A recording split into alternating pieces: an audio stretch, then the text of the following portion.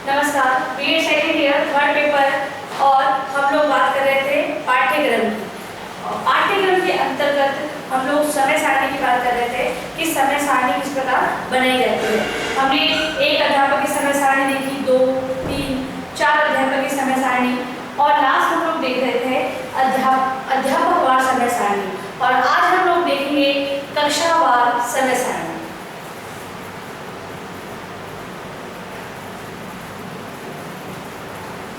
कक्षावार समय सारणी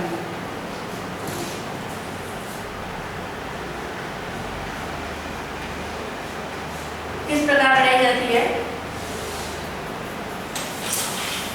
जिस प्रकार अध्यापक वार समय सारणी बनाई जाती है उसी के अकॉर्डिंग कक्षावार समय सारणी भी बनाई जाती है।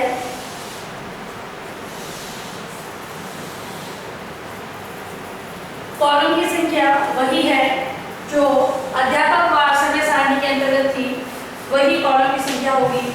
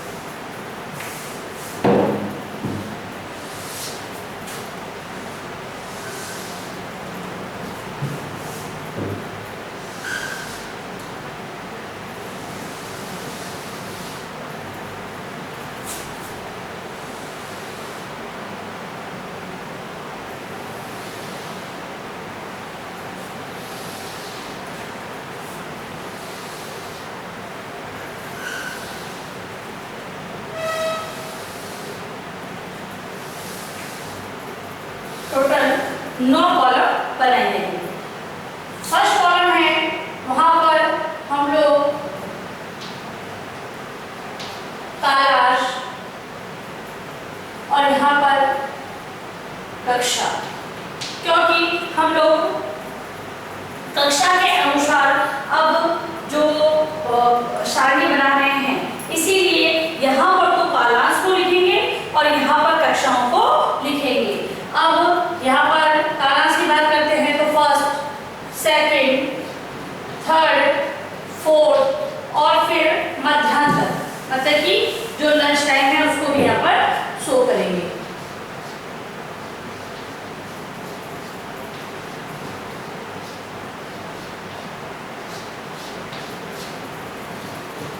फिफ्थ कालांश, सिक्स्थ कालांश, सेवंथ कालांश।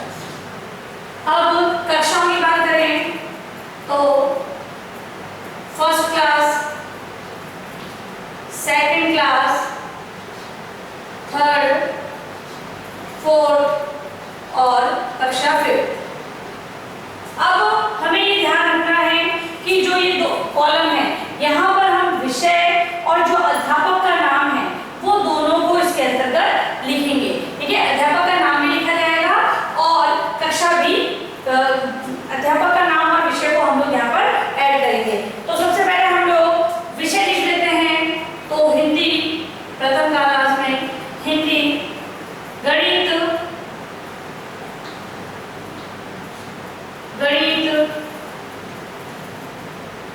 फिर हिंदी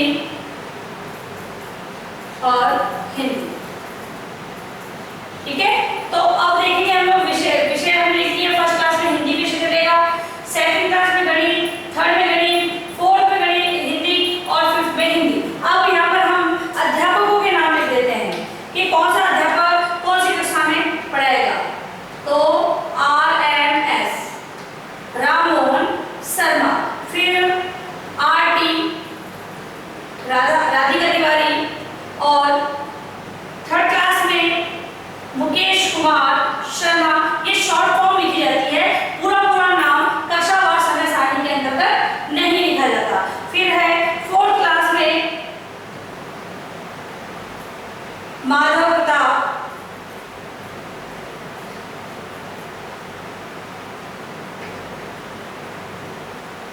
और अंत में श्याम बिहारी दुबे। ठीक है, तो अब यहाँ पर विशेष क्या ध्यान रखा जाएगा कि प्रथम कालांश में कक्षा फर्स्ट में ये टीचर, सेकंड में ये टीचर, थर्ड में ये टीचर, फोर्थ में ये और फिफ्थ में ये, और विषय ये विषय पढ़ाएंगे। सबसे ध्यान रखने पूर्ण क्या बात होती है कि सबसे हमें क्या ध्यान रखना है इसमें, तो ध्यान ये रखना है कि यहाँ पर और यहाँ पर सेम टीचर नहीं हो सकते, और ना ही, क्योंकि हमारे पास टीचरों की संख्या कितनी है 5, अध्यापक कितने हैं 5 अध्यापकों की हम बात कर रहे हैं। ये अध्यापकवार समय सारणी, कक्षावार समय सारणी तब बनाई जाती है जब अध्यापक मतलब कि पूरे हो या अध्यापकों की संख्या कक्षा के अनुसार पूर्ण हो, तभी इन सारणियों का निर्माण करवाया जाता है। तो पहले कालांश में हम लोगों ने देखा कि सभी टीचर अलग अलग कक्षाओं में सभी अलग अलग टीचर हैं। यहाँ पर कोई भी एक टीचर 2 कक्षाओं में नहीं है। आप देखने की बात है कि अगर एक अध्यापक एक कक्षा में गणित पढ़ा रहा है तो दूसरी कक्षा में वो हिंदी पढ़ा भी नहीं सकता, क्योंकि एक अध्यापक 2 कक्षा में उपस्थित हो सकता है तो नहीं हो सकता। तो हमें ये ध्यान रखना होगा कि यदि वो फर्स्ट क्लास में है तो सेकंड में कोई और, थर्ड में कोई और, फोर्थ में कोई और फिफ्थ में भी कोई और टीचर होगा। अब हम दूसरे क्लास की बात करते हैं, तो फर्स्ट क्लास में गणित, सेकंड में हिंदी, थर्ड में हिंदी, फोर्थ में गणित और फिफ्थ में गणित। क्योंकि 5वीं तक की कक्षाओं में कोई भी अध्यापक किसी भी विषय को पढ़ा सकता है, इसीलिए यहाँ पर हमें कंफ्यूज नहीं होना है कि यदि अध्यापक गणित पढ़ा रहा है तो वो संस्कृत नहीं पढ़ा सकता या हिंदी नहीं पढ़ा सकता, क्योंकि यहाँ पर 5वीं तक की कक्षाओं की हम बात कर रहे हैं। तो 5वीं तक की कक्षाओं में कोई भी अध्यापक किसी भी विषय को पढ़ा सकता है। फिर यहाँ पर राधिका तिवारी, दूसरी कक्षा में राम मोहन शर्मा RS, फिर है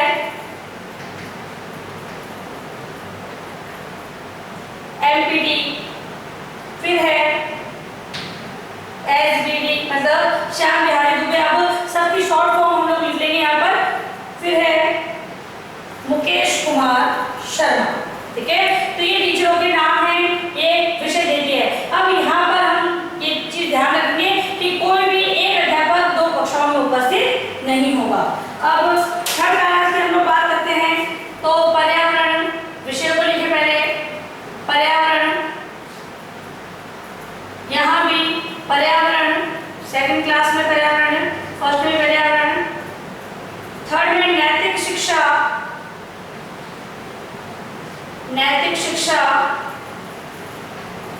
फोर्थ में नैतिक शिक्षा और फिफ्थ में भी नैतिक शिक्षा।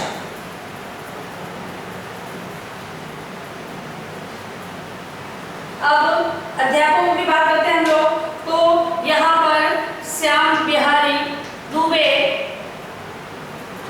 राधिका तिवारी, थर्ड क्लास के अंतर्गत राम मोहन शर्मा, और फोर्थ में माधव प्रसाद, फिफ्थ में मुकेश कुमार शर्मा। ठीक है, तो फिफ्थ क्लास में हम लोगों ने देखा कि मुकेश कुमार शर्मा है, वो दोनों मतलब सेकंड क्लास में भी फिफ्थ में थे और थर्ड क्लास में भी फिफ्थ में है। मैंने पहले ये बात कह दी है कि 5वीं तक कोई भी अध्यापक कोई भी विषय पढ़ा सकता है। तो हम उदाहरण के तौर पे ये देख सकते हैं कि एक अध्यापक 2 कालांश में एक ही कक्षा में हो सकता है, लेकिन विषय उनके अलग है, वो अलग अलग विषय पढ़ा रहे हैं। नेक्स्ट है फर्स्ट क्लास में गिनती पहाड़े। छोटी कक्षाओं में पोएम संबंधित भी कालांश इसी गिनती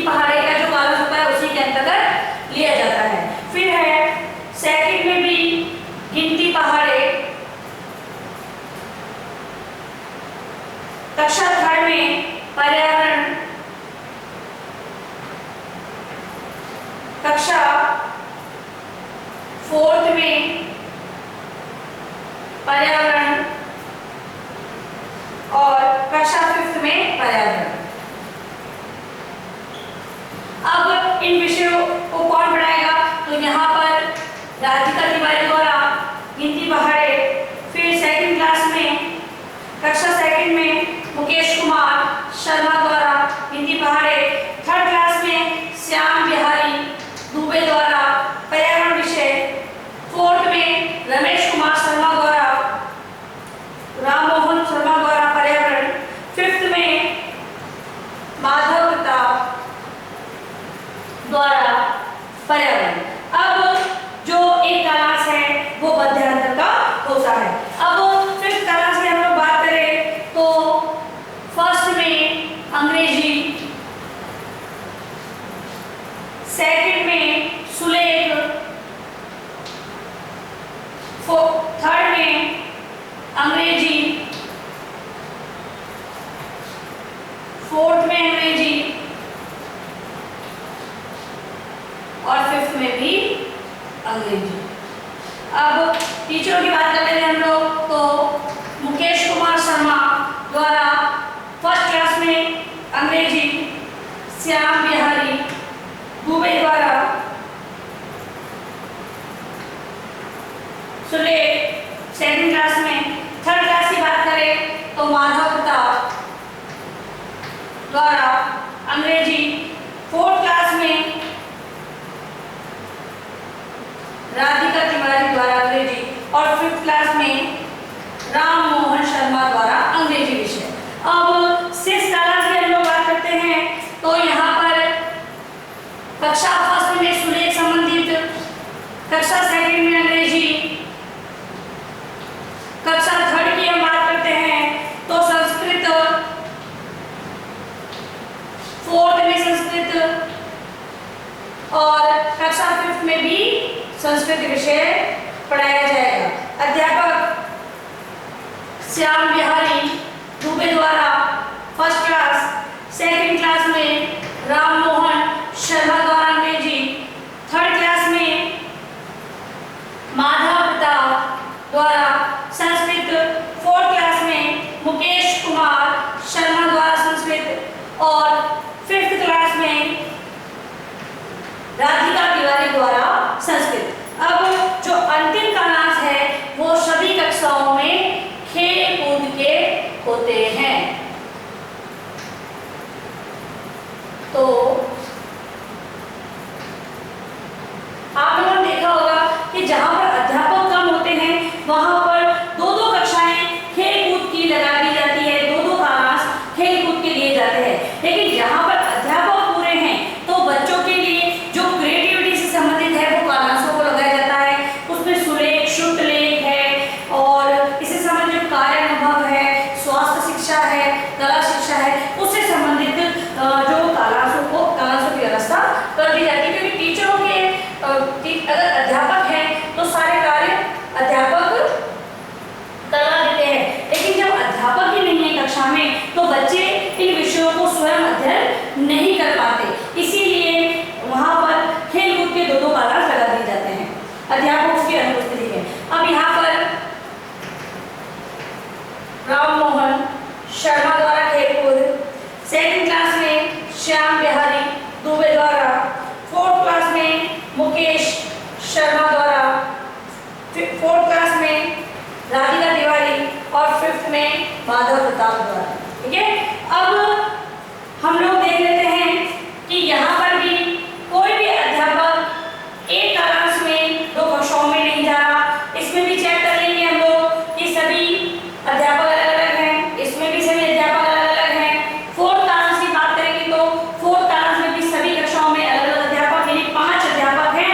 पांचों कक्षाओं में, फिफ्थ क्लास में अलग अलग कक्षाओं में 5 अध्यापक उपस्थित हैं। फिर सिक्स क्लास की बात करें तो यहाँ पर भी अलग अलग अध्यापक, और अगर सेवंथ क्लास की बात करें तो यहाँ पर भी सभी अलग अलग अध्यापक उपस्थित हैं।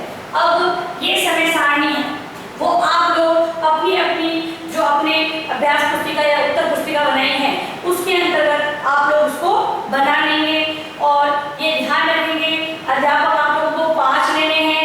कक्षा और कालांश के कॉलम बनेंगे, कालांश ऊपर वाली लाइन, और जो कक्षाएं हैं वो इस प्रकार से 7 कालांशों की व्यवस्था है और 4 कालांशों के बीच में एक मध्यांतर की व्यवस्था होगी और उसके बाद में 3 कालांश होंगे। सबसे पहले आप लोग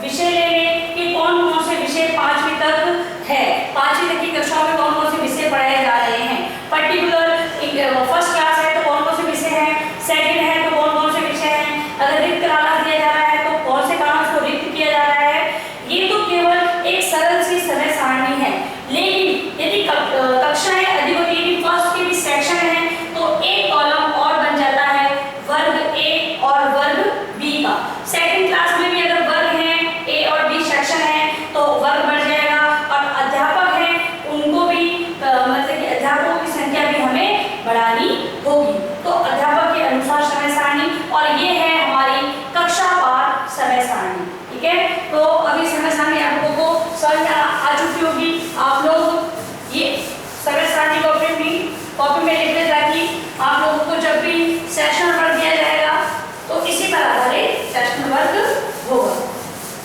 तो यहाँ पर हमारी समय सारणी है वो टॉपिक जो है समय सारणी का वो समाप्त होता है।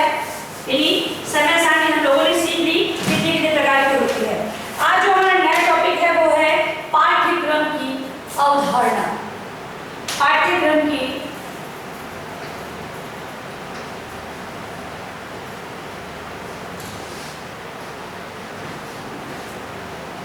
अवधारणा।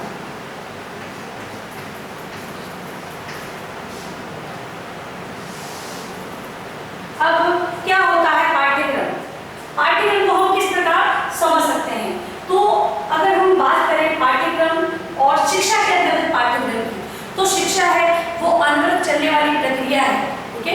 और शिक्षा के अंतर्गत शिक्षा है वो दो प्रकार से दी जाती है, एक तो है औपचारिक और एक है अनौपचारिक। अगर औपचारिक की बात करें तो किसी संस्था को स्थापित करके और फिर जो शिक्षा दी जाती है जिससे कि बालकों के व्यवहार में परिवर्तन हो, वो तो औपचारिक शिक्षा के अंतर्गत आता है। और अनौपचारिक शिक्षा की जहाँ हम बात करें तो वहाँ पर किसी संस्था द्वारा नहीं, हमारे आसपास के वातावरण है, परिवार है, उनसे जो बच्चों को शिक्षा मिल रही है, सीखने को जो मिल रहा है, वो अनौपचारिक शिक्षा के अंतर्गत आता है। और अगर औपचारिक शिक्षा की बात करें तो औपचारिक शिक्षा का जो संगठन है ना, तो उसकी बात करें तो विद्यालय में शिक्षा दी जाती है, वो औपचारिक शिक्षा के अंतर्गत आता है। अब हम बात करते हैं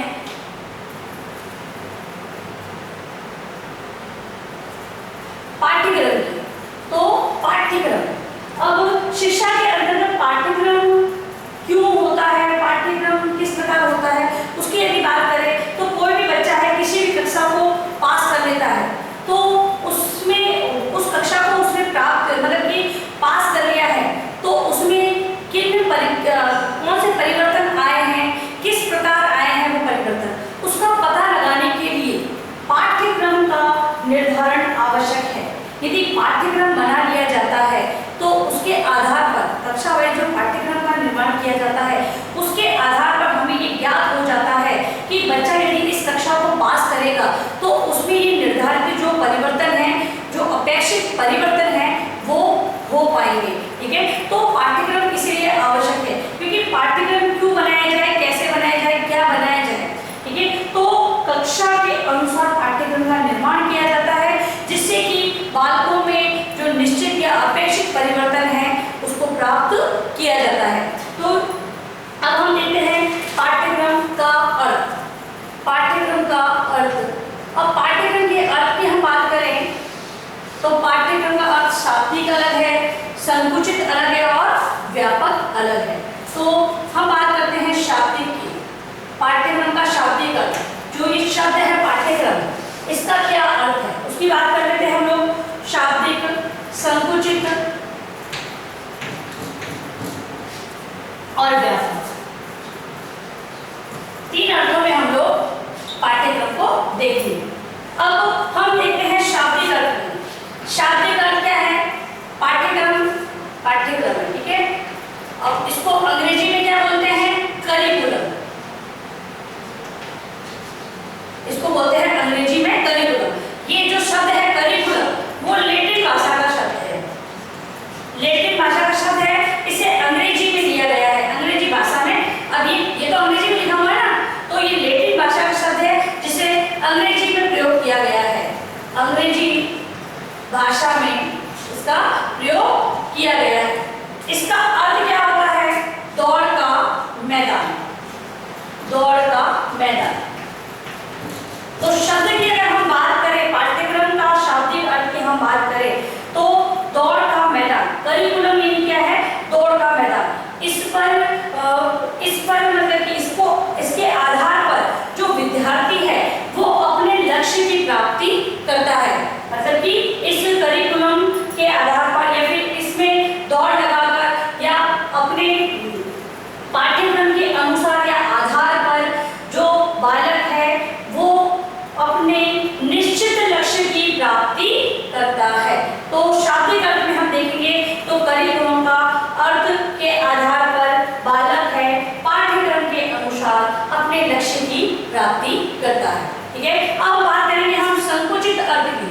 संकुचित अर्थ मतलब कि जो छोटा हो या जो विस्तारित ना हो, व्यापक ना हो।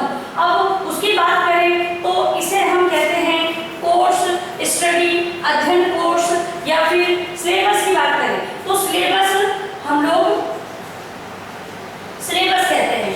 क्या कहते हैं? पाठ्यक्रम को सिलेबस तक ही सीमित है। और सिलेबस में क्या होता है कि जो पुस्तकीय ज्ञान दिया जाता है, किताबी ज्ञान। सिलेबस मतलब कि हम लोग बोलते हैं बच्चों को सिलेबस सिखाना, यानी किताब में कौन कौन से पाठों का समावेश किया गया है, व्याकरण से संबंधित कौन से पाठ है, पद्य से कौन से, गद्य से कौन से, मतलब हिंदी की अगर बात करें लैंग्वेज की तो इस प्रकार कहाँ डिवाइडेशन है उसकी बात करके हम सिलेबस लिखवा देते हैं।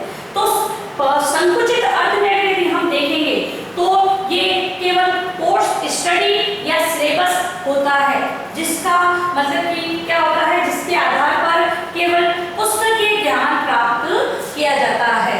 तो संकुचित अर्थ में पुस्तकीय ज्ञान प्राप्त करना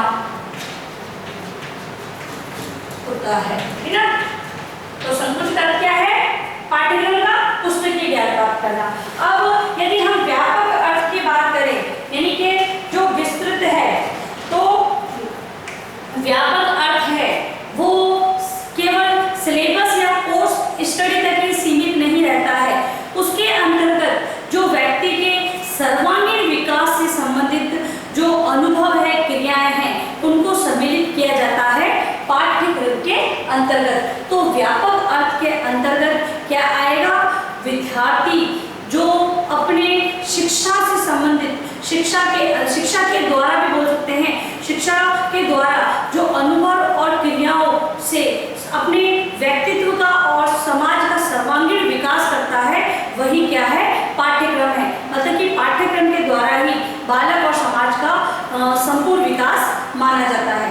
तो अगर हम बात करें तो व्यापक अर्थ के अंतर्गत, व्यापक अर्थ में समस्त अनुभवों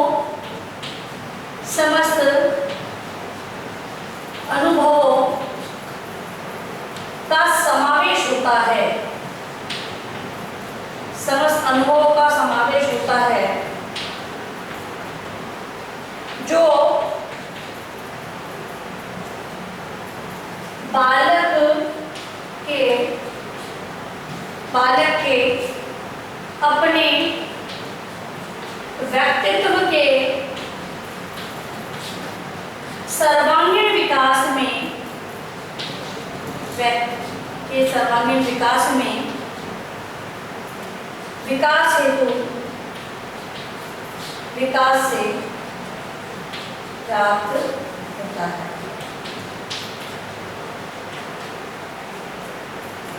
ठीक है। और यदि हम अगर ऑल ऑफ व्यापक की बात करें तो इसमें अनुभवों और क्रियाओं को का समावेश किया जाता है। ऑल ऑफ के अगर यदि हम बात करते हैं तो इसके अंतर्गत व्यापक अर्थ में समस्त अनुभवों और क्रियाओं का समावेश किया जाता है। कौन सी क्रियाएं? मतलब कि जिससे कि बाहरी वातावरण हुआ, बाहर से मतलब कि विद्यालय के बाहर की जो क्रियाएं हैं वो आ गई, बाहर के अनुभव है वो आ गए, और विद्यालय के अंदर जो उनके अनुभव और क्रियाएं हैं उन सभी का समावेश व्यापक अर्थ के पाठ्यक्रम के अंतर्गत किया जाता है। तो ये हमने देखा शाब्दिक अर्थ, संकुचित अर्थ और व्यापक अर्थ। वैसे अर्थ ध्यान नहीं दिया था, लेकिन पर्टिकुलर यदि हम बांट रहे हैं तो सभी को लिख दिया मैंने। अब हम बात करेंगे परिभाषा की। ये पाठ्यक्रम की परिभाषा यदि हम देखें तो क्या परिभाषा होगी पाठ्यक्रम की? पारिभाषिक शब्दावली जिसे हम कहते हैं, उसके अनुसार पाठ्यक्रम क्या होगा? तो प्रोफेसर पैनी के शब्दों में, प्रोफेसर पैनी के शब्दों में पाठ्यक्रम को हम देखते हैं। पाठ्यक्रम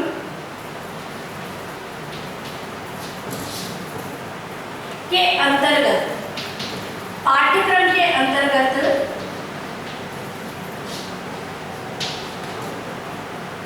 वे समस्त पाठ्यक्रम के अंतर्गत वे समस्त स्थितियों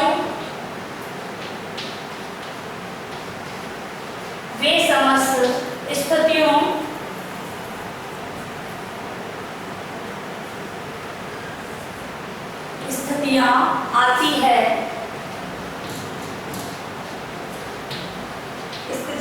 है जिनको शिक्षालय या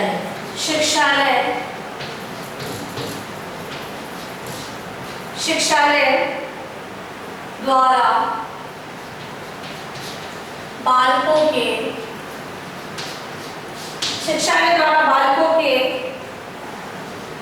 व्यक्तित्व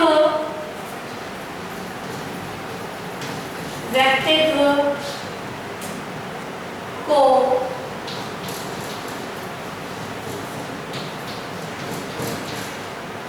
विकसित करने के लिए चुना जाता है।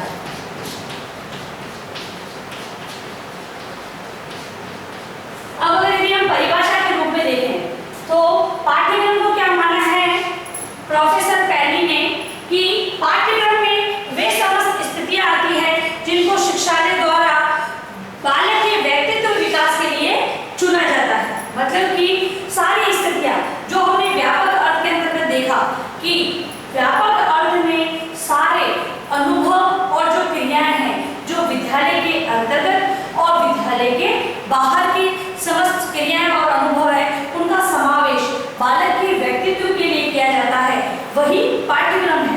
तो हम यदि बात अगर ये वाली करते हैं प्रोफेसर पैनी की तो वो भी यही बात कह रहे हैं कि शिक्षालय द्वारा उन सारी स्थितियों को चुना जाता है।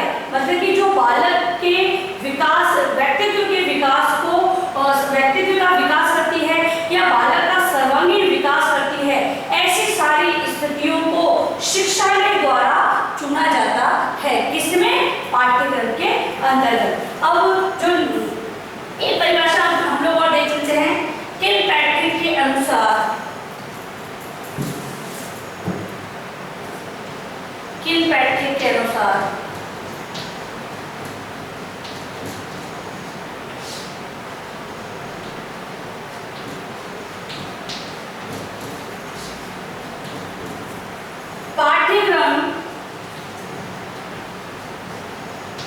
पाठ्यक्रम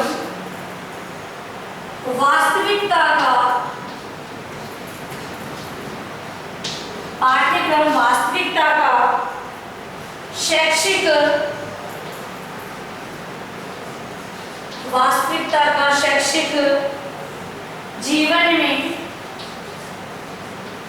शैक्षिक जीवन में संचार करता है।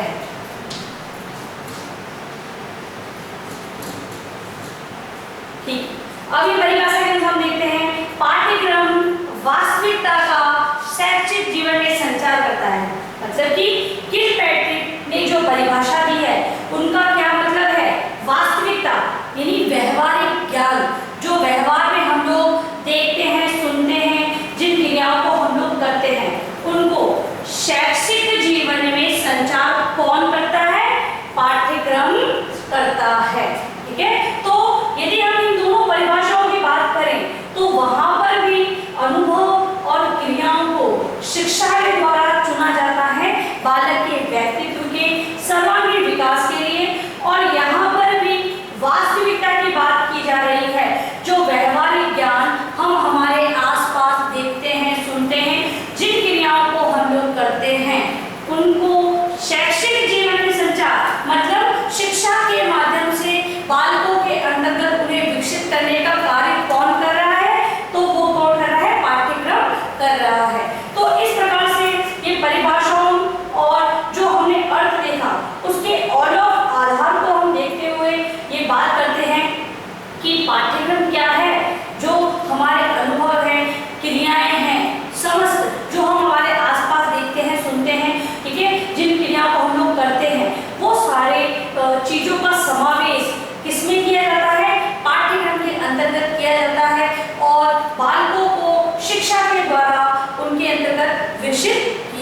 जाता है।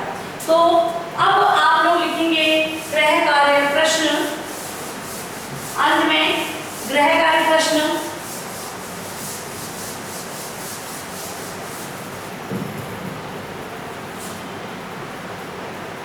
गृह कार्य प्रश्न लिखेंगे।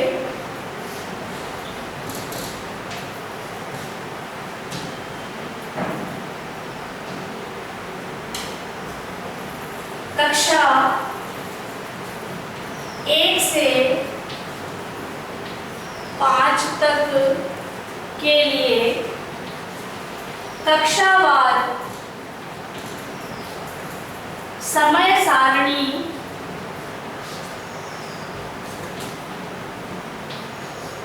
का निर्माण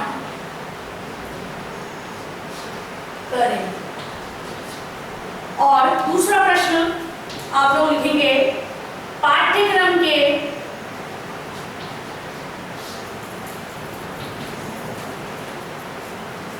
अर्थ को समझाइए।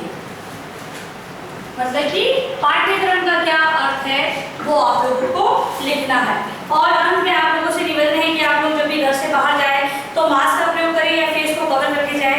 बाहर जाते हैं तो आपस में 6 फीट की दूरी बनाए रखें और लोगों को भी इसके लिए जागरूक करें। और यदि आप सार्वजनिक स्तर पर जाते हैं तो हाथों को सैनिटाइज करते रहें और यदि अगर व्यवस्था हो तो उन्हें धोते रहें। सुरक्षित रहे, सभी का ध्यान रखें।